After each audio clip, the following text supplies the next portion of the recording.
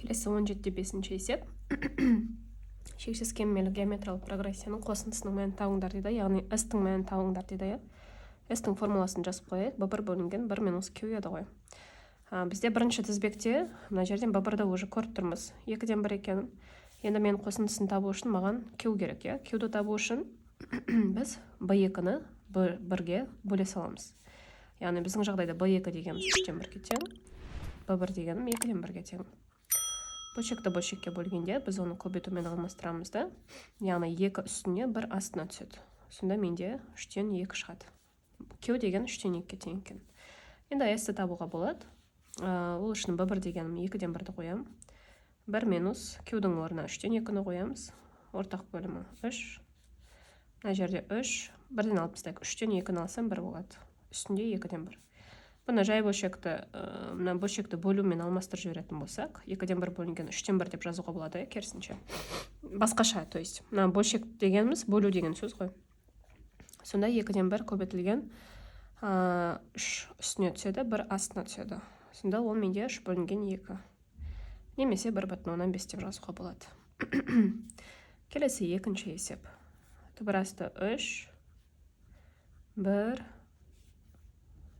бөлінген түбірасты 3, және тағысын тағы дейді. Так, бұл жерде b1-ді көріп тұрмыз уже. Q-ді табу керек. Q-ді табу үшін мен b2-ні бөлемін b1-ге. Яғни 1 бөлемін түбір 3-ге. Немесе бұны былай жазуға болады. 1 бөлінген түбір 3 деп бөлшек ретінде жазуға болады, иә? Так, Q-ді таптық. S-ті табайық.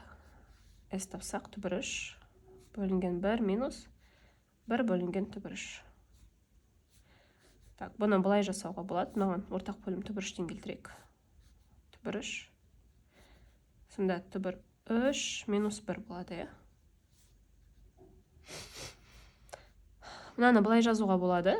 Бөлшекпен жазатын болсақ түбір 3. Мынаның астында 1 бар деп есептесең, бөлінген 1 болады ғой, иә? Бөлінген деп алсақ, түбір 3 минус 1 бөлінген түбір 3 деп. Сонда мен бөлшекті бөлшекке бөлетін болсам, мысалға, мынаны көбейтумен алмастырам. Түбір 3 үстіне түседі.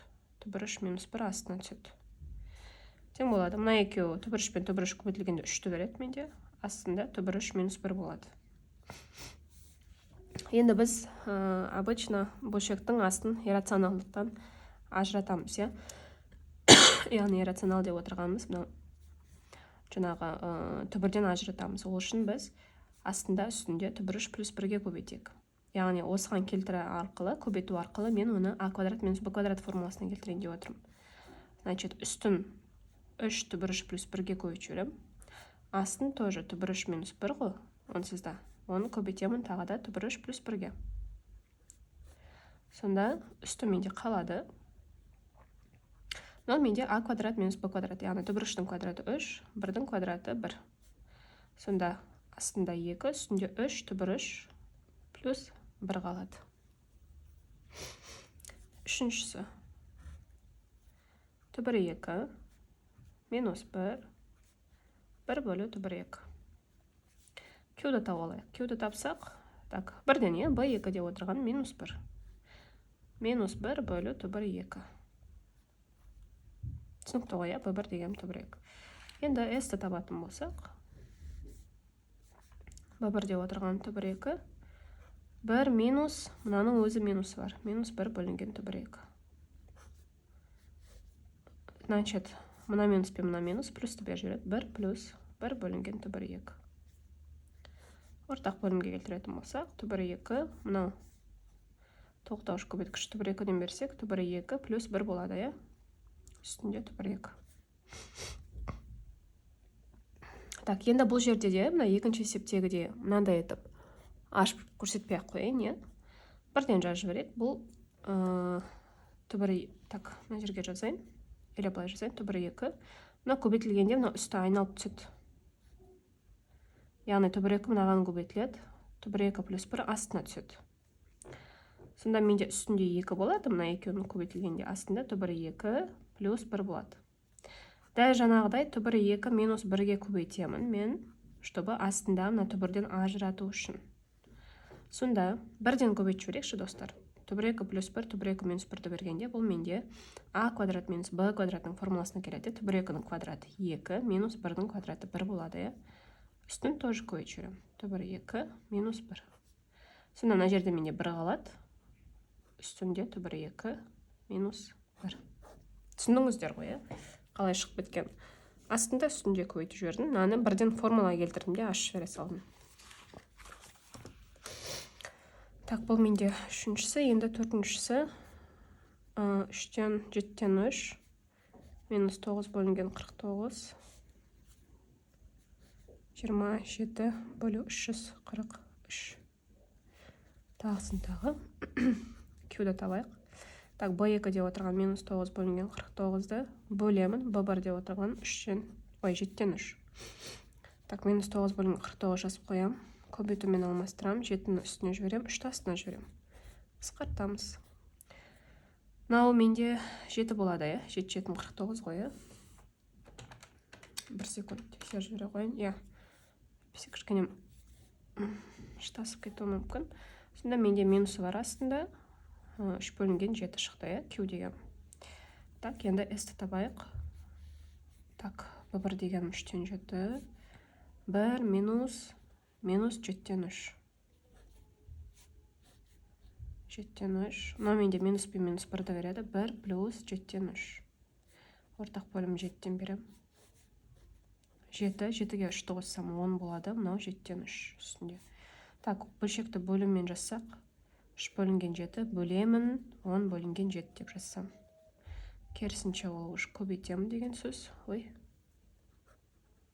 Көбейтемін. Так, 10 астына түседі, 7 үстіне түседі. 7 мен 7-ні қысқартсам, менде 3 бөлінген 10 шығады сонда. Так, 5-шісі 3 түбір 3 минус түбір 3 бөлінген 3 дейді. Кеуді табамыз.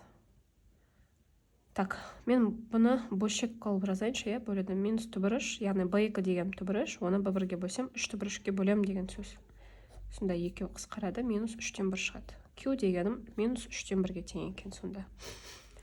S-ті табайық. Так, b1 дегенім 3 түбір 3, 1 минус 3-тен 1. 1 минус 3-тен 1. Сонда бұл 1 плюс 3-тен 1 болады. Так, ортақ бөлімі 3. 3 түбір 3 бөлінген 3-тен 4 болады ғой. 3-ке 1-ді қосқанда. Так, значит, 3 түбір 3 бөлемін 3-тен 4 деген сөзім. 3 түбір 3 көбейтемін, кері орны ауысады деген сөз. 3 жоғарға, 4 астына. Сонда 9 түбір 3 бөлінген 4 болып шығады. Так, и соңғы 6-шысы 5 минус түбір 5, 1 және тағысын тағы. Q-ді тауып алсақ, b2-ны b1-ге бөлек. Минус түбір 5 бөлу 5. Бұл, принципе, осылай қалады. Ары қарай S-ті тапсақ. Так, b1 5-ке тең. 1 минус түбір 5 бөлу 5. Так, мынау менде плюсті береді. Түбір 5 бөлу 5, ортақ бөлім 5. 5 бөлінген. Так, 5 плюс түбір 5 болады. 5 плюс түбір 5. Так, значит, 5 бөлінген 5 плюс түбір 5 деген сөз ғой мына. Значит, бұны көбейтемін. Орын ауыстырамыз. 5 жоғарға кетеді. 5 плюс түбір 5 астына түседі. 25 бөлінген 5 плюс түбір 5. Енді мына бөлшектің астында иррационалдықтан ажыратамыз. 5 минус түбір 5-ке көйт жүреміз. А квадрат минус Б квадрат формуласына келтіру үшін. Сонда үстінде астында көбейту жіберем, осыған.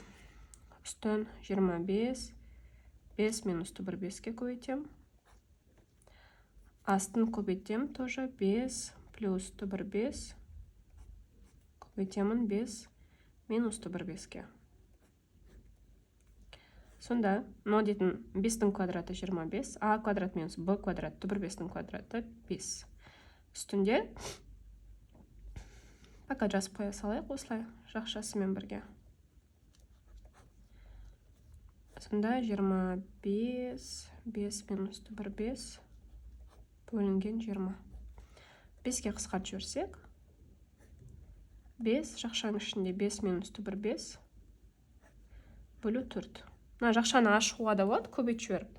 Или осылай қалдыра беруге де болады. Біз осылай қалдыра салайық.